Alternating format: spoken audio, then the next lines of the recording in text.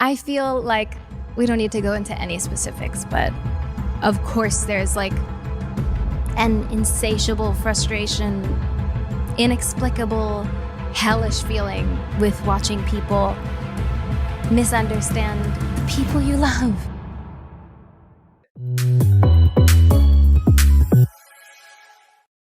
Ariana Grande is finally addressing her affair with Ethan Slater. Keep in mind that Ariana Grande once upon a time was married to Dalton Gomez. Ethan Slater was married to his high school sweetheart Lily, and they actually had a child together right before Ariana Grande stole Ethan away. I mean, in my opinion, I feel like she was being unfaithful in her marriage. She was filming Wicked, her co-star was Ethan, and they fell in love on set, even despite their loved ones coming and visiting them while they were working and going out to double date dinners together. These two hit it off and decided to leave their old lives behind.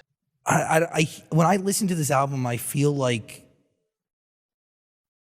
you're sharing yourself in a way that one, you haven't done in a while, and then two, I feel like you're talking to people who feel like they know you but don't. Sure. Yeah. I get what you're saying.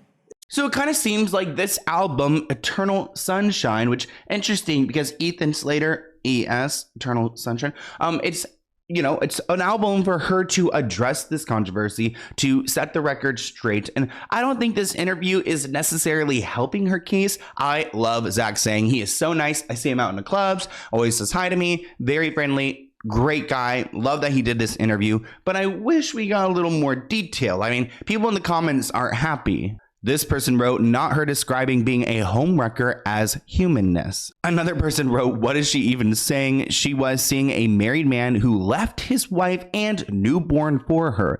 This is on her just as much as it's on him. Now, Zach does ask her a little bit about how society has perceived her and her relationship and how this album is kind of addressing that case. There is a sense of misunderstanding. It's for my fans. There is a sense of this album where you're talking to people who have come to their own conclusion. What? People have crafted their own narratives. Yeah. The thing is that like, we know this about the tabloids and about the media and about, like, am I crazy? Don't we know this? Yeah, but nobody cares for the sake of a good story or for curing one's boredom on the internet. Right, but that's what I'm saying. It's like we selectively remember that this is what the tabloids do to people, especially women. Ariana Grande kind of speaks differently. She doesn't seem like the same Ariana that we saw in past interviews, but we'll address that. I do want to mention that I don't really love this narrative of like the media is the bad guy, because trust me guys, we know the media has been bad. We've seen what they've done to Britney Spears and other people, but we're not necessarily making up things here. It's all kind of like playing out in front of our eyes.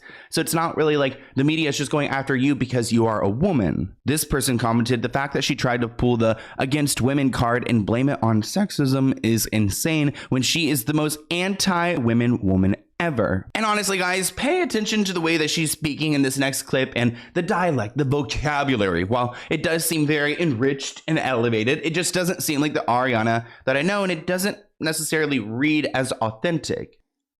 Based on whether or not we like the person. We selectively remember that. We selectively leave space for humanness, for nuance. Like they don't leave space for that. Well, they do for their friends and their family. It's selective. Yeah, but when they turn it off, when that aligns with the version of a person that they have in their head that they want to believe is true. Does that make sense? 100%. Yeah. But I don't say this for them. Again, I'm saying it for my fans, for myself. Is there anything you wish people knew? About what? Any of it? All of it? You?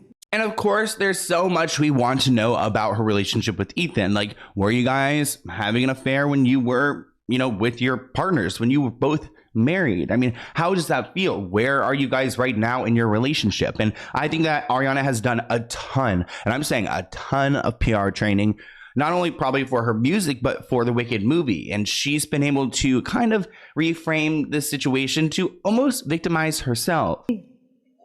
It's a two-handed grip, eh? Plenty. We don't have enough time, but if you guys want to come to La Masseria one night, please let me know. We can get into all of it.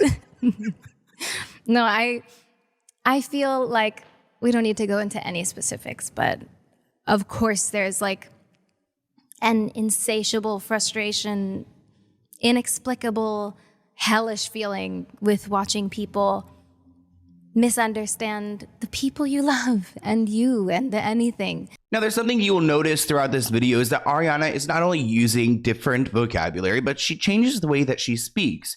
She goes from talking like this to kind of talking like this and going a little bit higher and a little bit, more mousy and airy. And then she goes down a little bit lower and then she speaks seriously, which, people flow with how they speak. But that's something that a lot of commenters noticed. This person commented, her trying to gaslight the public and her selective Mickey Mouse voice in order to sound softer. Another person writes, she comes across as insecure. The way she constantly changes her style, public persona, and her voice depending on who she's dating. And while Ariana Grande doing this interview and kind of confronting this situation does bring it back to light and people are going to talk about it again, I don't really think we're going to get closure on what has really been happening until maybe we dissect these lyrics, because Zach really alludes to the fact that this album is referring to the relationship and the scandal she's been involved in.